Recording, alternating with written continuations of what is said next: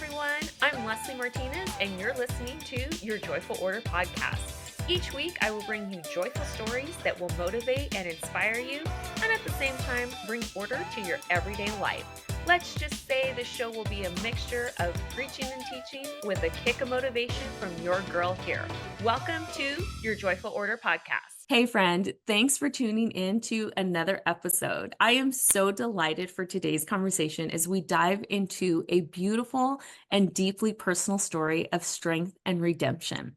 Joining us is Veronica Cornejo, an incredible new author who has written a memoir called Shackled that not only shares her own personal story, but also brings hope and inspiration to others facing challenges. Her story touches on faith, family, and finding freedom from the generational chains that so often hold us back. We'll be unpacking her new book, learning about the journey of becoming a new author, and exploring how God's love can transform families. Veronica, welcome to the show. Thank you so much for having me. Oh, Veronica, thank you. As I stumbled through your intro there, I'm so sorry. I'm going to leave this in there, but I see, look I'm like so tongue twisted today. I literally had to read her intro like 3 different times. And you know what I think is totally throwing me off, Veronica? I was so stressed about mispronouncing your last name. Don't ask me why. I just got so caught up on that. And I was really like, I don't want to screw up her last name. And, anyways, y'all, just some behind the scenes of some fun things that happen on the episode here. But Veronica, I am so honored that you said yes to being here. And Veronica is not just a new author, but she's a mom, a wife. She's a ministry leader that works for Elevation Church. And I had the privilege of meeting Veronica as a Propel alumni with the Propel Women's Cohort Ministries. And we connected. She shared that she's writing a book. I'm like, I want you on the podcast. So thank you for being here. But Veronica, I want to get into your story. You have had quite the journey from being a teenage mom to, becoming an author, and I just want you to kind of take us back. Our theme for this month is book club. And I'm highlighting not just some of my favorite books, but some new and upcoming authors. And I want you to first and foremost, tell us about your journey to writing the book, a little bit about yourself and what you're sharing in this memoir. Well, the journey to writing has been a journey for sure. It started when I moved from Maryland about 2 years ago now. God just kind of placed this book desire in my heart to write my story, my testimony, to share it in that kind of way. And he's really been aligning all the things to make it happen. I honestly thought, did I hear you right? I'm not sure, like, write a book? Like, at that time, I didn't know anyone else that had written a book or anyone that I could have a conversation with to even ask all the questions to. So I just kind of went on this journey of figuring it out, kind of trying to see like, okay, how am I going to lay this out? What is it going to look like? And my start with that, it was very backwards. So I kind of started with the book cover instead of my layout of the book. And I believe that was also because God personally and just knew that I needed a visual for myself to keep me going and to really keep me encouraged to just see it, like, just, wow, like this is possible and this is what it's going to be. And so that was really nice to kind of start backwards. That's really not the right way to do it because you end up spending more money, revising and needing to change titles. And so I did revise it once after that the next year. So I wrote for a whole year when I moved here to North Carolina. And then the next year I used to edit, revise, and really finalize things. So right now it's in the hands of an editor. And also one of the ways that I honestly knew what to do was I got plugged into this author school through Bethel Church. So her name is Hamala Cunningham. Havila! I love Havila. Yes. Okay. She's from Bethel Church. And so she started this author school program and it came up on my Instagram and I was like, this is exactly what I need. I just need this push of encouragement and really feel like confident in what I'm doing. Like I know what I'm doing. It was amazing. Met some amazing ladies through that, very life group kind of feel. We had like our small group of girls that we connected with other women, and I got to hear about the books that they're writing. They're also getting ready to publish their books. So Yeah. that's pretty exciting to like championing each other out, encouraging each other on this journey, asking each other questions has been wonderful. So yeah, I got all the things honestly out of that. I took that course the second year Mhm. because that was a year of finalizing everything. And I started to kind of feel like, "Mm, is this going to happen? I'm feeling a little discouraged. I don't know what publishing looks like. I don't know where to start." And so that really did give me the push to do it. Mhm. So yeah, so I would recommend that for sure. If you're thinking of writing a book, because that was extremely helpful. Now, I want to get into your actual like story of Yes. what you wrote on these pages. Hmm. First up, I'm so glad that you shared that you are doing the author school because I Yeah. think just as a, soon to be author myself, it's so important for you to get support, especially when you don't know what you're doing. But for the listeners, so that you know that finding a guide Mm. in what you are aiming to do. Like, I think that's so pivotal, especially when it's something that God puts on your heart, Yeah. God will align you with the right person. But in the process of this, I want you to just kind of dive in a little bit and give us, kind of a summary of your book and the message that God put on your heart and what are on these pages. Yes. So the book is my testimony of being a teen mom. And I kind of start from talking about like my youth and then my journey with my mom and just a little bit of background on her story and how she migrated here from El Salvador. My dad also migrated from El Salvador. So I'm a first American Salvadorian in my family. And yeah, so it kind of talks about that. And then I talk about my journey of just what it was like to be a teen mom and what the journey was like to go back to school and how, how that was even possible for me and what I did after high school. I went into the medical field and I didn't go straight to college because that wasn't very realistic for where I was, but I ended up doing a medical assistant. I got that. It was like 7 months certification. Perfect.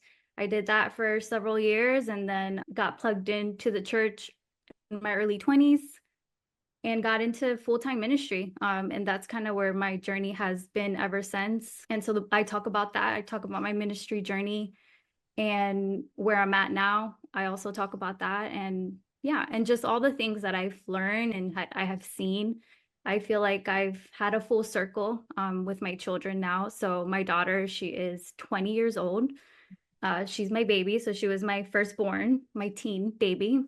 She's 20 now. So just kind of watching her just have a full circle, breaking all the generational chains and just having a better life has really, I think that was even like encouraging to be like, okay, I've seen it. God did all of this. I need to share it. Mhm.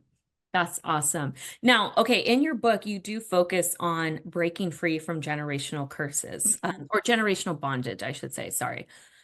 What did that look like for you? Can you give some practical examples from your book, from your personal life that allowed you to break those generational cycles that, sometimes we as families, especially coming from a migrant family, there are Mhm. there's a lot of traditional, like cultural things that sometimes you don't realize are not healthy cycles of Mhm. relationships, living, and all of that. So, can you kind of dive into that a little bit and give us some insight? Yes. One of the reasons that I start with my mom in my book is because I wanted to highlight some of the things that she went through as a young girl and just getting here because I saw a lot of similarities in my life and some of the things that she was tempted with and some of the things that she walked through, I also was tempted with and I also ended up walking through. And there were also some that I got to break. I would say I got to break those generational chains. I didn't repeat some of the things that I saw my mom doing. And so that's really like me going back and looking at my, testimony with God's perspective in my life now really did help me see all of that. And I think seeing that I was able to raise my kids in a way where I knew some of the things that they may be tempted with, or some of the things that may come after them. I was prepared. Let's just say I was prepared and ready to fight back those kind of things. I was ready to have those conversations. I was ready to just, yeah, just have those ministry moments with my children, and which I did. And I thank God that a lot of those conversations were very like warning. There were warnings, have these conversations, and then that's how we broke those generational chains. I think just awareness really is what helped more than Mhm. anything. God helping me see those things in my life as I went back and really dig deep into my past, right? It's not easy. I think this book really did help me look back differently. Like, it was hard to write some of these chapters, honestly. Like, I'm like, wow, I haven't thought of this for a long time. I think honestly, emotionally, I had really shut it off and Mhm. kind of just thought, well, I've moved on. I don't need to think about this ever again. Mhm. But writing a book was so healing. So healing, because I had to think about it. I had to really remember what it was like to be in that space, and remember what it felt like, remember the shame that I felt and that I carried. And yeah, it was hard. But it did so much healing in my heart. It really did. If anything, it boosted my confidence to talk about it and to share with people, and to be in a space to be comfortable with it, because I'm like, well, now I've seen God. I know what God did. Like, wow, I can't believe I was there. So, what would you say, Veronica, was the most challenging story that you had to share in your book that God just kind of put on your heart? It's time to unpack this. What Mm. was that story, or what was that chapter in the book? So that chapter was a chapter that I added very last minute. Mhm. It was a part of my life that I had not shared with anybody else. The only Mhm. people that knew were my mom, my sister, and my husband. So not even my children or any extended family or friends know this part of my life. So that for me was very hard to put in there, but I really felt like the Lord tugging on my heart, saying, this book is not complete unless this goes in there. This is a part of your journey, and I took you through it. So I need you to tell people about it. That was really hard to even put into words, to put into the book, but he gave me the words, and he gave me the way to say it, and that's why it's in there. So yeah, I'm excited to like share that part of my life that he brought me through. Now, you mentioned kind of just finding God also in your most difficult moments. So, how did your relationship with God shape the way that you approach adversity through all of this, through the writing process, even just in doing ministry that you do today? I think for sure just the confidence that God had been with me all along, and that he could use all my broken pieces. He could use all the ugliness in my life, that he could use it for good. I think that's really the strength, right? That's where the strength came from. That's where the courage came from. The community of people that God put in my path, the people that I've met throughout this journey, the conversations that I've had with so many different women when I go out for coffee with them, has just been so encouraging to hear that there are actually some similarities that we all struggle with. We walk through, we Mhm. wonder about, we question, and yeah, I think those were the things that really God helped me see, that I think without him, I wouldn't have been able to pinpoint the things that he wanted me to put in the book. All right. So, Veronica, I want to get now into the nitty gritty, your book. As a soon to be reader, I know your book is going to be out soon. I am just intrigued by what this story about Veronica is. Like, what are the challenges that you had as a teen mom? A big challenge that you shared, and a generational bondage that, you were saying that you were sharing some of your mom's story, and coming over here and you looking back and saying, these are things that my parents did that I don't want to pass them on to my children. So what were some of the challenges that you had to write about in this book that allowed you to help to break some of those generational bondages? Hmm. Yeah, that's good. So I would start off with, so my mom and I talk about this, and my mom knows that I talk about this. So she was a teen mom herself. She was actually 17 when she was a mom, and I was a mom at 16. So that was one of our generational things that kind of passed on, and I didn't break that one. Mhm. There was alcohol in our family too, so I talk about that as well. And because of that, when I became a mom, I vowed to not drink. So I have not drank since. I mean, I've never introduced that to my family. That's just not something that we do, just because I know that that's a possible even weakness for me, or it could be for my family, my kids, because it was something that my mom struggled with. Another thing that was really a thing that was a part of our family was divorce. And so watching my parents go through a divorce, that was really hard for me. I testified what it felt like, and to feel like my dad was not there for me.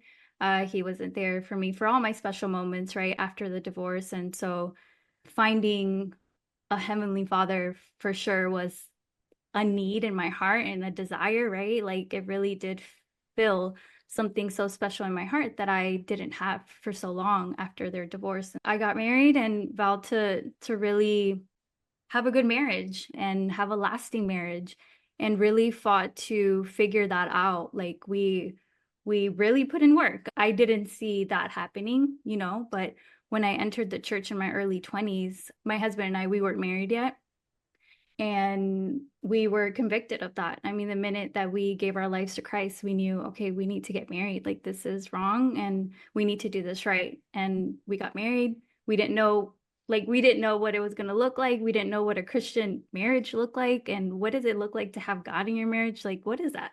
So we got involved in church, started serving, took marriage courses that the church was offering, and did all the things. And I've seen God use that. Like now we're marriage counselors. We mentor other married couples that come through our church, and we enjoy that. That is a part of our life, and just watching God redeem that. Like I think that was a generational chain that I did get to break. And so I got to break that one for sure. There was some sexual abuse in my family. My mom went through some of that, and I experienced some of that myself. And I talk about that. Those aren't things that I talk to a lot of people about. A lot of people don't even know it until now, maybe. Mhm. And until they read my book. My husband knows about it. My mom, my sister, just my immediate family knew those kind of things that I went through. So I talk about overcoming those and what that looked like to fight back and not let it go any further. So I feel like some of that I did also do a little better with the generations to Yeah. go. I think those are the main things that we really do focus in the book. One of the things, maybe this is not a generational curse or bondage, but I think it's really cool that God did in our lives is he allowed us to welcome Matthew into our life. And so Matthew, we adopted him about 3 years ago. He was 15 years old when we brought him into our home. And I just like it's kind of humorous in a way, because I'm like, wow, Lord, like I was 16 when I was a mom, and here you are entrusting us with a 15-year-old to raise. And that's just wild, like the things that God will redeem and use. And if anything, it really felt like an opportunity to do something right for him, and to raise him in the church, and to show him what that looked like, and to give him an opportunity to get to know God for himself too. Has been so nice to watch him grow into that. I think a lot of times it's hard to bring a teenager into your home that has been raised, by someone else all their life. But yeah, God has really used every single part of my life. He's transformed it. And I Mhm. think that that's why. So on the cover of my book, there's a butterfly. And on the butterfly, there are some chains inside the butterfly. And the reason for that was one day I was just kind of thinking, Lord, please give me a visual for this book so that I can be encouraged and just know that this is even possible. Like, just may I have this early in the process. Mhm. And I was just sitting at my dining table and just got an image of a butterfly in chains. And I thought, okay, I mean, I don't know how that's going to look artistically on a cover, but it made so much sense. Like I had a revelation with that image. Like, yes, all my life I felt like I've wanted to fly and be free, but there were chains that were holding me down, shame, just so much shame that to keep me isolated, away from people, community, going to church. There was always a desire to go, but I didn't because I was just so ashamed to walk through the doors of the church and share where I was and the kids that I had with me. And I've watched the chains just kind of fall off Mhm. and become freer and freer as the years have gone by. And so, yeah, that ended up being the cover of my book. And I think it represented transformation and resilience, right? Of just not giving up for a better future for my family. Yes. Oh, so good, Veronica. So good. Now, you, I had to dig a little to get that out of you. You did. But I'm so glad that we did, because one of the things that you touched upon that I kind of want to sit here for just a little bit. And I think sharing your story, oftentimes our past, like you said, we carry shame with it, Mm, right? We think, here, I'm a teen mom, I come from an immigrant family who struggled with addiction, with sexual abuse, like all of that. Like, you carry this shame where you think that God can't use you, like, why is God going to use me and my story for something good? And we carry that shame, and it puts us in shackles. Like, mm, it keeps us in bondage, right? yeah. And I that image that you're talking about of the butterfly in, like, shackles, speaks so vividly, I think, Mm, and how God took you through that process of letting you see that visual before, because he's wanting to take you, not just set you free, but transform you into this beautiful mm, creature that is free now with, God. And it's like, take off the chains of shame, take off the chains of mm, abuse, take off the chains of addiction, like all of that. And that's what God does, I think, to each and every one of us, right? mm. It's Yeah. molding us. And we think, there's a reference of the butterfly so often that we use the transfiguration that we have to go through. Jesus had to go through a transfiguration also, and we see that they talk about his transfiguration in the Bible. And there are very few creatures that go through a transfiguration like a butterfly does. So I think the image is so spot on that you're using, not just for your book, but that people can relate to. Mm, We all have these shackles that we hold on to, but it's figuring out what they are for, mm, for you. What are they for Veronica? What are they for Leslie? What are they for Mary or Jennifer or Lori or Marissa that are listening to the podcast right now? And taking what God put in your heart and saying, you know what, I'm going to break free of those bondages, and I'm going to break free of the shame, and I'm going to share my story, and just like you had said, like something that was so deep and dark of, abuse that went on in your family that only your immediate family knew about. And it's scary to share those things with other people, right? But when God it puts it in your heart, you were talking about how it was such a healing process for you. So can you just go a little bit deeper with that? You touched upon how the writing process was such healing for you. And can you just kind of take us through a little bit of how that transpired to write these sometimes painful memories, and how God kind of guided you through that? yeah. When the desire of writing, when God placed the desire to write a book, I immediately knew that it would be that I would be writing about not every single detail of my life, but that I would write about the most impactful and transformative parts of my life. Mhm. And for me, those were the darkest moments that I went through as a young girl, as a mom, and I knew that those were going to need to be in there. And for example, one of the chapters, the teen mom chapter, which I think is in part two, that chapter was the hardest one for me. I couldn't write that chapter at home. Honestly, a friend of mine, I was having coffee with her one day, and I was telling her, yeah, I'm stuck in this one chapter that I need to go back and edit, but I just can't do it at home because every time I try to, I break down and cry.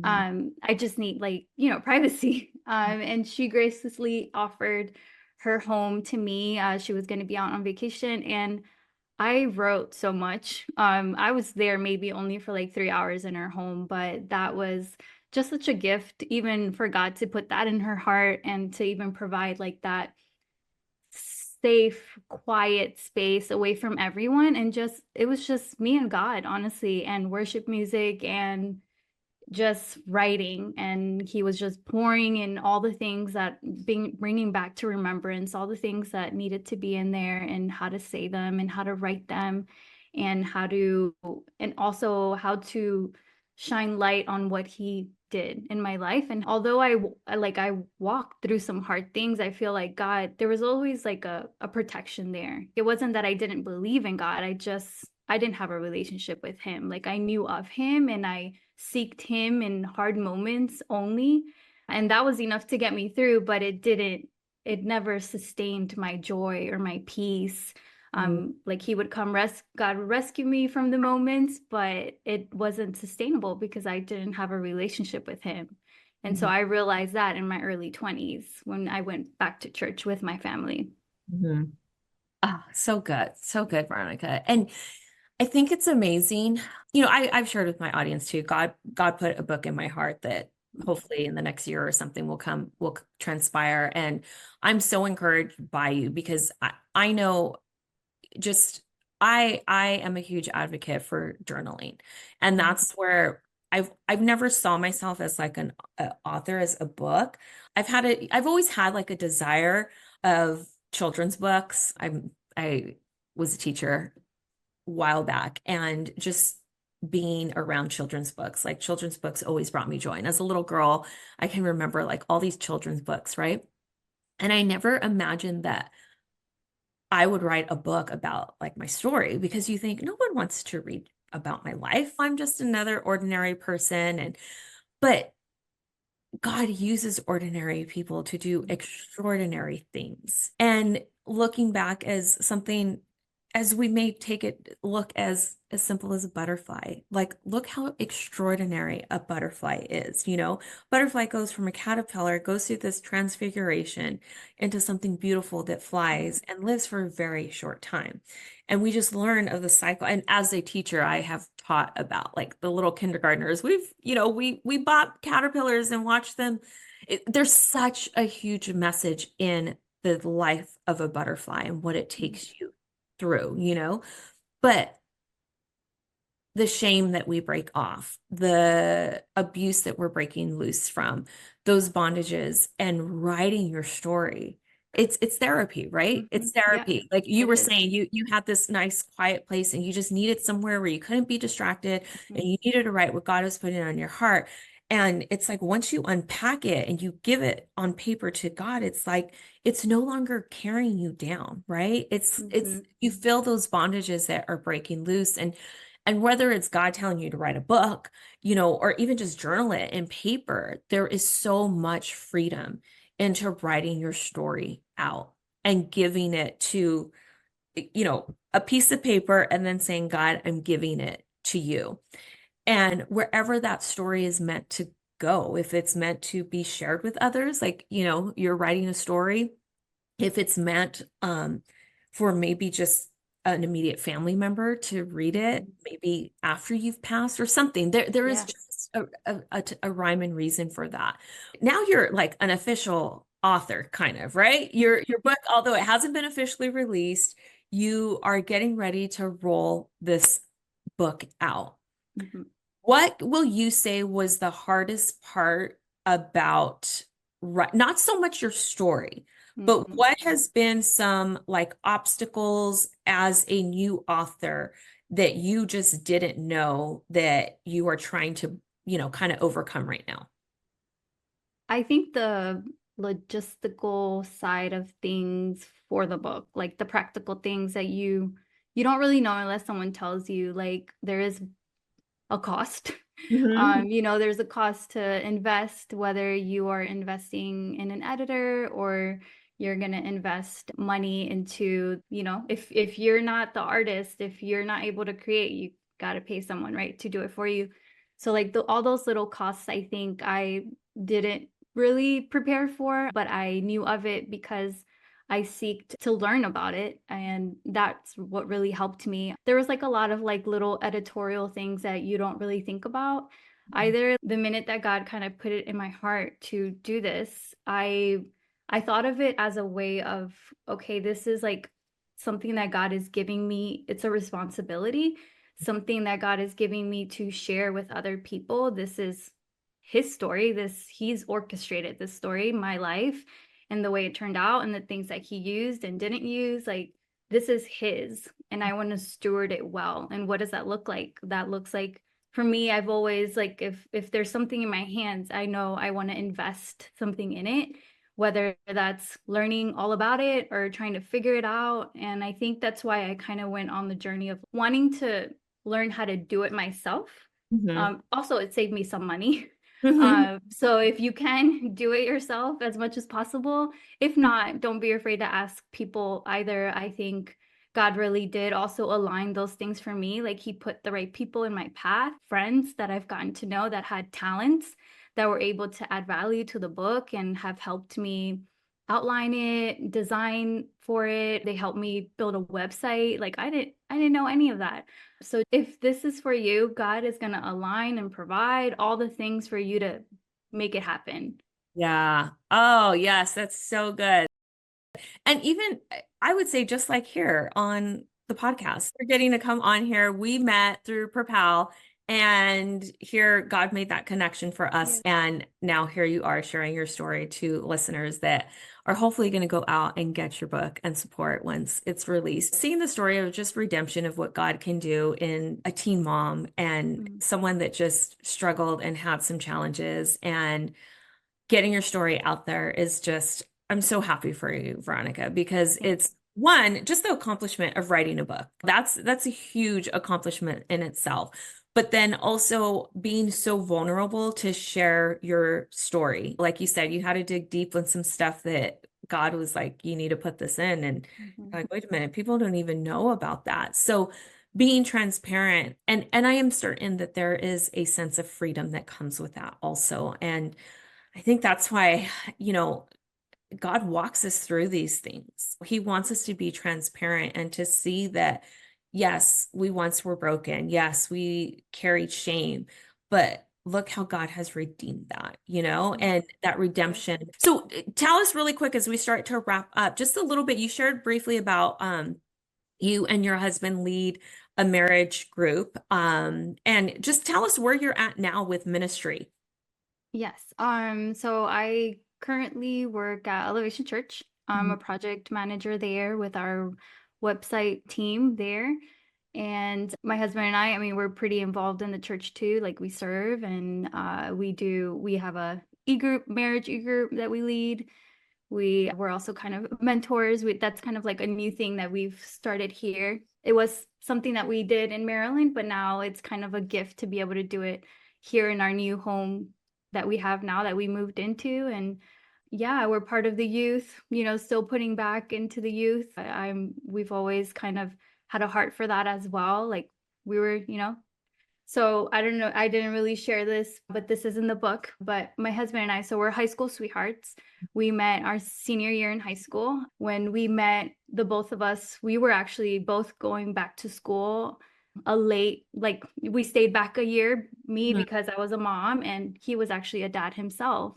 So Mhm. we were kind of a pair. Like, I would just say God somehow, like, really did use that. I didn't have anyone else to talk to, and so here he was, someone that understood what I was walking through. And yeah, so that's kind of like our unique little thing that God did, I think, with us, that we both really did understand where we were in that time of our life. Wow. Okay, so when you said that you guys were high school sweethearts, I actually just assumed that you married or that you were with the No. father for the first child. Yeah. Okay, okay. So got you. So I'm glad you clarified that, because I'm thinking that, but look how God just like kind of worked that Yeah. out for you too. Like both young teen parents that came together, both having the similar, challenges and stuff and navigating that from so long ago. So, and, Yeah. and look what you guys are doing now. God is just so good. When you see that two young single parents in high school come together, and years later, they're together at a huge church, making an impact, leading youth and being mentors to other young married couples and stuff. So Praise God. That is just so amazing. Well, Veronica, thank you so much. I have a couple of fun, just wrap up Okay. questions before we end. So, what is something that brings Veronica joy? What is something that brings around good joy? I love going out for walks, going out for coffee dates with other ladies, just for fun. I enjoy deep conversations, I think. So I'm more of an introvert. So introverts enjoy deep conversations. And yeah, and then one of the things I'm trying to get back into that I know brings me joy is drawing. So I'm trying to make my way back to that. Oh, I love it. Love it. Now, what is a book recommendation that you would give to the listeners of a book that really transformed you? Yes. The book is called See Through Marriage. It is by Ryan Frederick. Oh, it's Selena and Ryan Frederick. So a husband and wife, they wrote this book. We actually did this book with our life group, and it was amazing. This book, yeah, it was incredible. It's just about like being transparent with each other and from the beginning, and just the freedom that it brings to be transparent with one another in marriage, and yeah, the fruit that comes out of that. Awesome. I See Through Marriage from Selena and Ryan Frederick. Did I get Hmm. that right? Yes, Okay. yeah.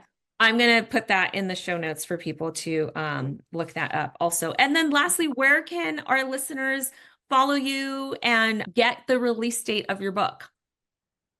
So one of the best ways are going to be on my website. On my website, you have the opportunity to sign up for the email list, and that is unshackled.weeknightwebsite.com. And also you can follow me on Instagram at Vero0408. I'm also on LinkedIn as Veronica Cornejo, and I am on Facebook and have a YouTube channel. We will have those links in the website, but look up Veronica Cornejo on YouTube. And then she has been dropping like little sneak peeks on her YouTube channel for her book. And I'm sure you'll be dropping your release date there too, right? Correct. Yes.